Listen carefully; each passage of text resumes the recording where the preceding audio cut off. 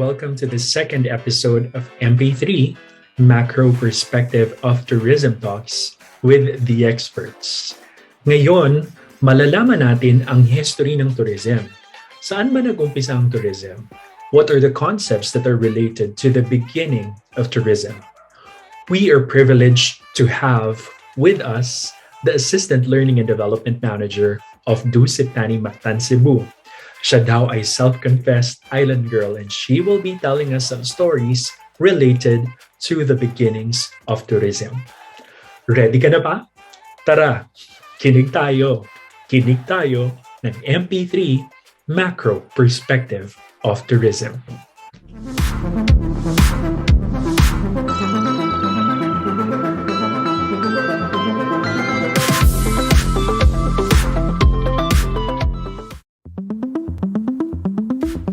Good afternoon again, ladies and gentlemen, and welcome to the second episode of Macro Perspective of Tourism Talks with the Experts. Our episode 2, we will be talking about the history of tourism, and we have invited a very beautiful member of the hotel industry. She is a good friend of mine and is currently based in Cebu. She is the Assistant Learning and Development Manager of Dusit, Thani, Mactan, Cebu. And allow me to welcome the very beautiful, ravishing Miss Carriessa Banting. Good afternoon, Cars. Hi, Bert. Grabe naman yung intro. Nakaka-pressure. Hi, Bert. Good to see you. Hello, How everyone. are you? Hello, students. How are you? I'm doing good here in Cebu, coping up with all the quarantine and pandemic and all. I'm doing good so far. How about you, Bert? How are you? So good to see you. So good to see you. Likewise. I think parehas ang pinronounce sa atin na community quarantine. We are both MECQ. So bawal pa rin ang dine-in, bawal pa rin ang mga non-essential, and then of course, the restrictions are still in place. But I hope you are safe. Yes, we are safe here. Yung property lang namin ngayon, we're a multi-use property. Unfortunately, because of the MECQ status, we're no longer accepting leisure na may, of course, may bata, may senior citizen. Pero right now, OWA, we have the OWA business, so that's good pa rin. So, educate us and even ito mga students natin dito ha. When you say OWA guests, kasi usually nagka-quarantine yan sa Manila eh. Pagdating ba dyan, nagka-quarantine ulit sila? Yes. These are the returning OFW. So, nagka-quarantine sila dito sa Cebu for 10 days, dito sa Dusit. So, ang maganda rin kasi dito sa hotel, sa Dusit Thani, is that separate yung building namin for OWA guests. Okay. Alright? And then separate din yung building namin for leisure. Right? Okay. So before naging MECQ, it's really MGCQ. So sobrang luwag dito sa Cebu. So we accept kids, babies, senior citizens. Actually, the leisure in Dusit, Thani, Mactan, Cebu is very much high. Right? So every weekend, yung occupancy namin, Bert, umaabot ng 90% and all. So maganda, yeah. And then we started accepting OWA because there's a business also, di ba? Alam mo naman ang hotel industry, we're very aggressive when it comes to aiming higher revenue because, di ba, it's pandemic. Yes. So, nung nag-MECQ, yun na. So, yung leisure namin, 5 rooms, ganyan, minsan no arrivals. So, good thing there's OFW guests. So, kaya buhay pa din ang business kahit pa paano. I think that's really the trend and that's really the business nasa mercy tayo ng OWA business or quarantine business kasi yan lang talaga ang bumubuhay sa mga hotels ngayon, di ba? Yes, exactly. I saw this post in LinkedIn. There was an intern who bid farewell sa kanyang internship program, and I think this will be of interest sa mga students natin. Are you guys accepting really interns sa property? Yes, okay. I think I saw that post. That's a housekeeping intern. She just finished her 900 hours with us. Actually, right now, we don't accept OJTs coming from universities. Kasi yung mga universities dito sa Cebu, they're very strict. And I think naka-online class talaga sila. Yeah. But what we accept right now are students from Magsaysay.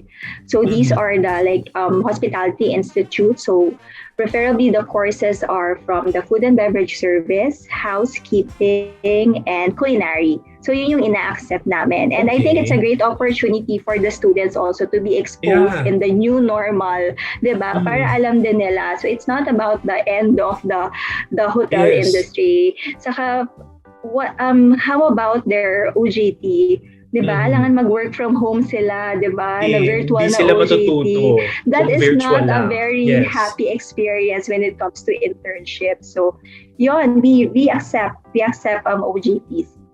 So, a maximum of 30. Yes, Bert. I was really surprised when I saw that post kasi here in Metro Manila, we are not allowed. I think for most universities, tama ka, I think SHED released a memorandum that the internships are flexible or somewhat virtual. Now, for technical vocational schools, like yung school nga na minention mo, they are lenient. Mas okay sa kanila as long as nagko-comply talaga sa protocols.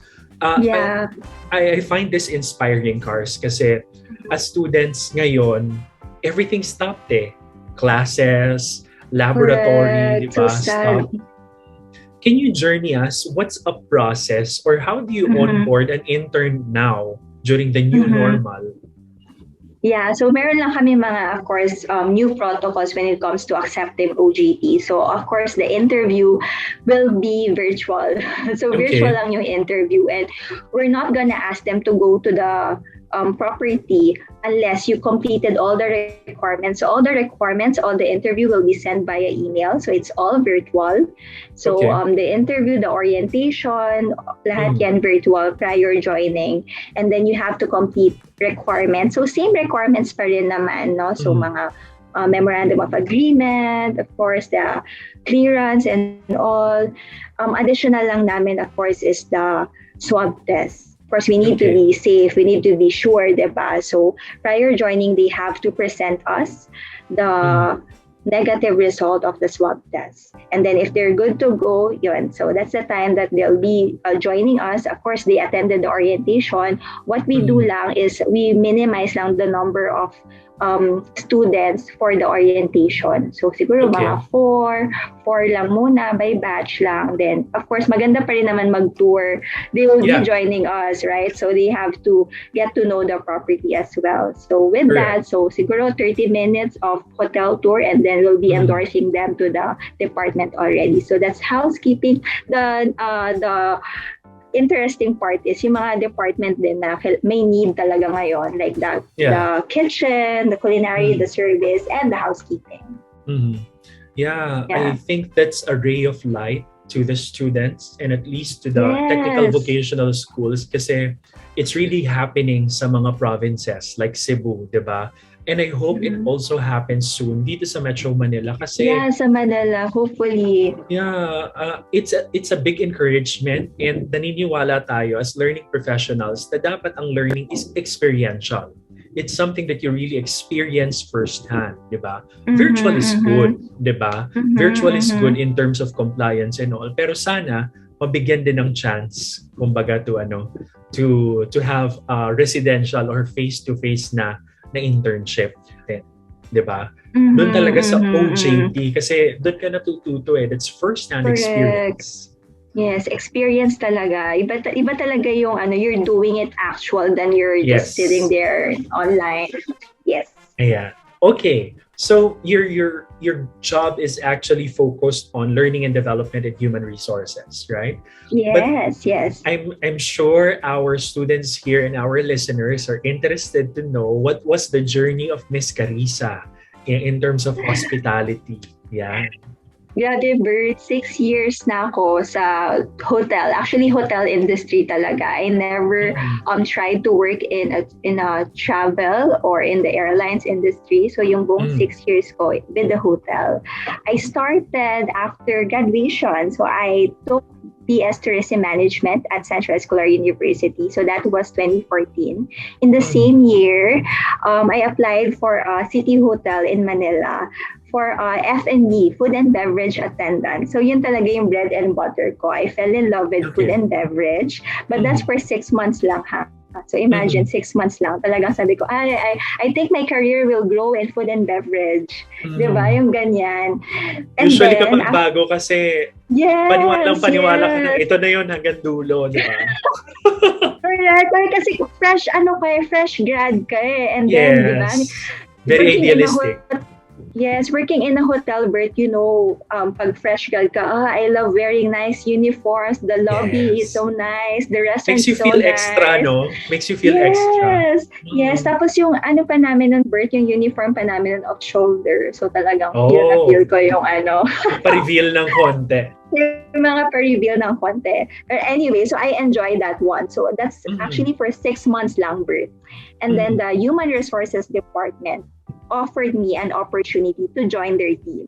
So that's as a property head trainer. So that's where my career in learning and development in HR started. Right. So that's I think that's for 3 years. So same hotel. Almost 3 years ako doon as a property head trainer. So basically, I'm sharing this, guys, because you as first year students, maybe you'll have this encounter in the future. Yes. When they offered the position to me, Bert, honestly, I don't know what's that position. Like ano bang ginagawa ng training like that? Yes. And then they told me, Bert, nagko-conduct ng orientation. Ganyan. Parang teacher, nagdi-discuss ka sa mga new hires and all. Sige, gusto ko yan. Sige, kaya ko yan.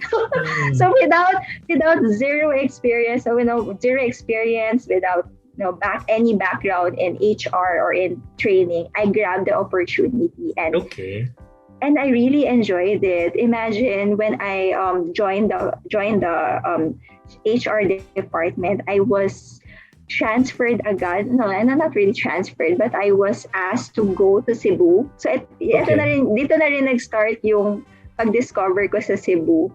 So I was asked to go to Cebu to have 2 weeks immersion, and then after that, everything is history in that hotel. So that's for almost 3 years.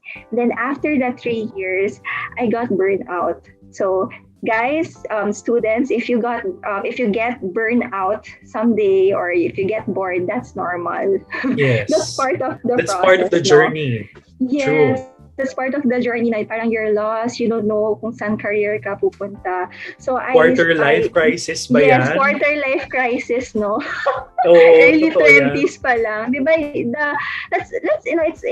It's good to open this because I think the millennials kasi meron silang parang thinking na they get easily bored. Yes. May ganun connotation when it comes to millennials.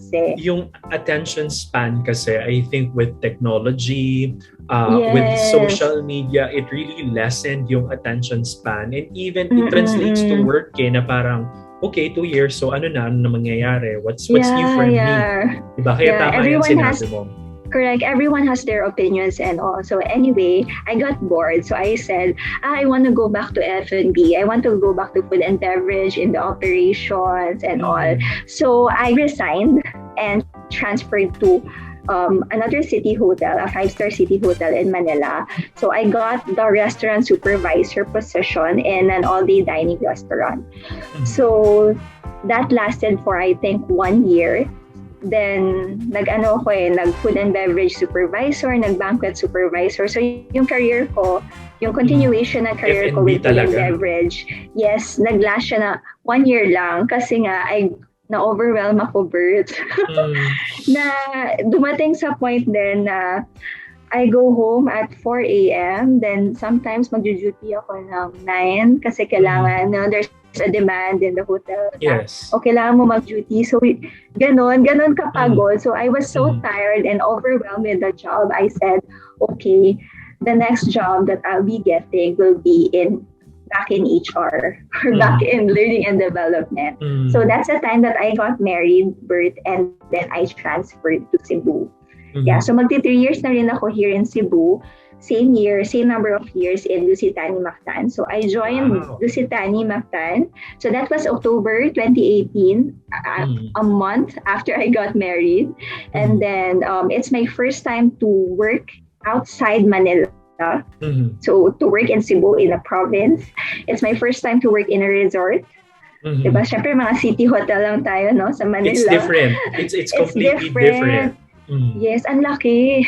ang broad ng trabaho. But it's fun kasi, oh my God, diba? You're working in an office and then you get bored, so I'll go out and then I'll see the pool, the beach, the sea. Okay, yes. I'm back in track, like that, no? And then so I'm happy that I'll be working in a resort, and then I'm part of the pre-opening team. So it's my first time also to work in a pre-opening team. So yeah. Ayun. So many firsts in your career. Yeah, so many firsts here in Dusit also. So yun. So that's about it. That's my a short story when it comes to my career. Yes. Yeah. So just to provide lang our listeners a stark difference between the two. Business hotels, these are usually staunch in Manila, Metro Manila, because of the types of guests. So yun yung mga umattend ng conferences, meetings and stuff. And for those who are going to resorts, they are more laid back. They are more parang relaxed type. So these are the types of guests na really sure. Grabe, ang dami na naming natututunan sa'yo, Cars. You really are the property trainer, ha? Well, kaya guys, students, yung opportunity, maging open talaga kayo. You can work don't limit yourself because you live in Manila. You can work outside Manila. You can work in Boracay, in Cebu, in Davao. There are a lot of hotels there. So open your opportunity. There are 7,100 islands in the Philippines. And the Philippines is too beautiful, diba? Bawat isang destination dyan for sure needs a future tourism worker. Diba? Correct. Saka working in Cebu, Berta, ma-mention ko lang, when I started working here or when I started living here, it's like I'm torn between being an island girl. Wow. Island girl. Gusto mo yun? Island girl and city girl. Okay. Kasi talagang 30 minutes you're in the city, 30 minutes you're in the beach, 30 minutes you're in the mountain. It's everywhere. You're near sa lahat. Lalo na working in Lapu-Lapu City. It's really near the resorts. Thank you. But you have the best of both worlds, if I can say. Kasi you have city, you have beach, diba? You even have mountains. Yes. Okay. Daming This is a $1 million question ako sa'yo, Cars. Do you know how to speak Cebuana? Bisaya? Actually, yung mga basic lang. Makasabot ra ako, Jude. Pero gamay ra. Okay, gamay. Gamay is konti, di ba? Gamay is konti. Yes, gamay is konti. Makasabot is understand. Okay. Yeah, okay. Yes. Actually, Bert, yun din yung mga gusto kong i-highlight sa progress ko here, living here in Cebu. Because basically, you really have to learn their dialect, of course, the culture, and all. And I've been dealing with it every day. So talagang matututo ka. Before, when I was new, sobrang struggle for me to talk to people. Kasi nga, of course, they're not going to adjust for me. right? I'm Yes. here. So, ang maganda is they're really patient in teaching me speak Yes. Bisaya, and somehow, I can understand a You're little, learning the speak a ropes. little. Yeah. Good. Alam mo, Cars, ang dami mo nang na-share sa amin, and these are all inspiring things. But just to really highlight, so number one, you've mentioned about limitless. In terms of opportunity, though it's resting now, the opportunities are really limitless for tourism industry workers, diba? Can do anything. And then you've mentioned about embracing culture. Importante yan kasi you embrace, Yes. you respect the culture of your guests. You respect the culture of your workers, and at the same time, there's just an office culture that you have to deal with. Correct. You're gonna deal with that when you start working, Yeah. and you're working in the tourism industry. Culture, it's all about people. Ayan. So many learnings na kaagad. Thank you, Yes. Cars. Okay, so I think we've learned much already from your personal experience and personal background, Cars. Now, let's go to our episode. We are discussing now the history of tourism. Now, my first question here is, where did tourism start? What is the history of tourism? All right. So tourism is derived from the word Torah, which means studying, learning, and searching. Alam mo, very timely pala talaga na ikaw yung guest natin for this episode because Yes. tourism and learning, these are connected principles and connected concepts. Ano? If you want to search for something, you have to go out. You have to move, di ba? Correct. For you to learn something talaga, you really have to experience it by learning, correct? Studying and searching. Tourism and training goes together. Yes. I'm curious to ask though, when you transferred to Cebu, what are the things that you have learned in terms of tourism industry? Because I understand, based on experience, the foundation is really on food and beverage. But when you transferred there to Cebu, what was enriched in your experience? I was really aggressive when it comes to being a tourist. I was really a tourist. I would go to the tourist spots alone, riding habal-habal, no? Nagmomotor Okay. ako mag-isa. And that's Oo. okay because that's the culture. I feel like Yes. I'm a tourist and all. Cebu is known also for their food, right? Lechon, Yes. alam mo yan. Yes. So yun. So that's what I love about it. And there's a lot of cities and there's a lot of destinations in those Yeah. cities. So it's Right. nice. Yeah. So, basing from what you said, you learned to embrace the culture, no? Yes, really. One of the things that you were really able to develop is yung adapting to the Cebuano culture. Although we term it as Queen City of the South, I'm sure may mga differences pa din, di ba? Yes, may mga differences pa rin. Okay. Now, we know na yung history ng tourism, the main thing that propels a person to travel is learning. For you, based on what you know, what are the forms of early tourism? Okay, forms of early tourism. First, we have business. So when we say business, dyan papasok yung trade, right? And then the second one, we have the religion.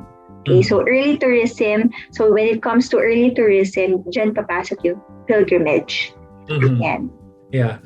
Balik tayo dun sa business. Kasi alam mo, nag-resonate sa akin yung mga na-aral natin sa Asian history wherein there's just galleon trade. It's like going back to college. Connected naman kasi siya, di ba? Dahil it's history. Tama. Yung mga hindi available sa region, for example, yung mga certain spices which were only available for certain continents, for example, yan ay dinala dito for propagation, di ba? So yung mga trade. Yes. Ewan ko kung naalala mo din yung mga galleon trade, di ba? May mga galleon trade. Oh. Parang a little hashtag throwback talaga sa history. These were the things that were a platform to develop the nation and to develop wealth during that time. Nagpapalitan talaga sila, di ba? Correct. So there's a tourism going on there when it comes to we're trading our kung ano yung ma-offer ni Philippines, ano ma-offer. So Yes. same also right now, 'di ba? Pag we're buying supplies sa Oo. needs ng hotel. So sometimes actually Bert, yung mga supplies namin nanggagaling pa rin ng Manila somehow. So ganon. Oh, okay. Yeah. Like what? Like what? Especially yung mga spices namin for Benjarong, our Thai restaurant. So right now, Okay. our Benjarong actually is closed because Mm. of the pandemic and all. But some of the menu in Benjarong, we open it in our Sunset Bar, in our Okay. open restaurant. So of course, for us to open, the green curry, the pad thai and all, some Yes. of the ingredients are not available here in Cebu. So we have to get Okay. some in Manila. Okay. I was Mm-mm. surprised kasi syempre considering that you are Yes, developed, meron pa rin palang trade na nagaganap, and these are meron pa trades din. trades that are important, 'di ba? Yan, Mm-mm. spices and all Mga until this time spices. pala. Tapos Mm-mm. you've mentioned about religion because before I think pilgrimage is I in for certain religions it's still very important, but ako ang Mm-mm. reference ko lang is just the Bible wherein people are going to one city to another just to really Mm-mm. share their faith, 'di ba? Ang Mm-mm. Philippines naman, Cars, napakayaman natin sa simbahan, Correct. 'di Saka ba? when it comes talaga to our faith, the Mhm. Filipino people, no question, di ba? Our faith talaga are really strong, especially here in Cebu. Yeah. Alam mo, Bert, I've experienced it. I've witnessed it. Mhm. Kasi, of course, here in Cebu, we celebrate the festival of Sinulog. So, Yes. it's about Santo Niño. And Yes. grabe siya na merong, it's like 1 week before Sinulog, may novena talaga. And yung Mhm. mga ka-work ko, I've witnessed it na talagang nag-leave sila or nag-a-adjust sila ng work Mhm. schedule just to attend the novena. And Mhm. they really have a way of celebrating Sinulog here in Mhm. Cebu. Like they will go, of course, kailangan makapag-church sila dun sa Basilica, na Yeah. they really have to go, what do you call this? Yung pamagnunovena sila and all. Mm. So, talagang Yung tradition devotion nila nila, yon. no? Yeah, the devotion is really strong. Mm. Talagang sineselebrate siya in Mm. all churches here in Cebu. So it started before by sharing the gospel into other Mm. cities, but now I think it evolved, no? So like Yes, mas lalo. I, I remember people would frequent Cebu pre-pandemic just to join the Sinulog Festival. Diba? So But nag-evolve siya. yes. Not because the parties have, but of course, Yes. most of the people talaga here are very devoted kay Santo Very Niño. religious ang mga Yes, Filipinos, 'di ba? Kaya correct. that's one of the things that allows them to travel and experience. Kasi Mm-mm. again, that's culture. That's part of the culture. Correct. Okay. Now, medyo mag-history ulit ako. Alam ko namang ayaw mo ng history, pero Oo, sagarin na sige. natin ito because Basta tourism history, go tayo dyan. no, kasi we're talking about what you said, it's tourism history or the beginnings of tourism industry. There were some important nuances or discoveries that happened during the Elizabethan eras. Okay, specifically the creation of spa. Can you tell us more about this? Because I know you're working for a brand that is also Yes. heavy in terms of wellness, 'di ba? Anong masasabi mo dyan, Cars? Okay, so spa or medicinal baths were the 6 sought remedies for their illness. So spa was derived from the Walloon word espa, Okay. meaning fountain. Okay, so yun yung a little bit history about spa. Okay, and when it Okay. comes to to my own experience with spa, yes, as I've shared earlier, we have a spa in Dusit, Mactan. It's called Nam Spa. Nam means water, di ba? We believe that Okay. water is a healing, healing part of the spa. Yeah. Yeah, that's Yeah. true. And tayo, kahit hindi tayo mag-travel, ako I love spa. talaga, Cars. I love massage. Correct, So, correct. kasi Marami tayong sakit sa katawan, Bert. tsaka pag medyo tumatanda ka, the back pains and all, hindi na kaya ng stretching na lang eh. Kailangan talaga ng massage. And let's talk about modern tourism. Okay? Kasi you have mentioned that there have been developments already in terms of the pathways or the transportation system in Cebu. Why is it important na nagde-develop din yung mga transportation system natin? Important kasi, of course, to get to your destination, it's the transportation, right? To get to your hotel, to get to your to the place of your meeting, of your business, of your convention. It's the way, it's the process, it's how will you get there? Yes, let's talk about your habal-habal experience. Your first habal-habal experience. How was it? People keep on saying, "Ma'am, you have to ride a habal-habal." Tapos parang, ano yung habal-habal?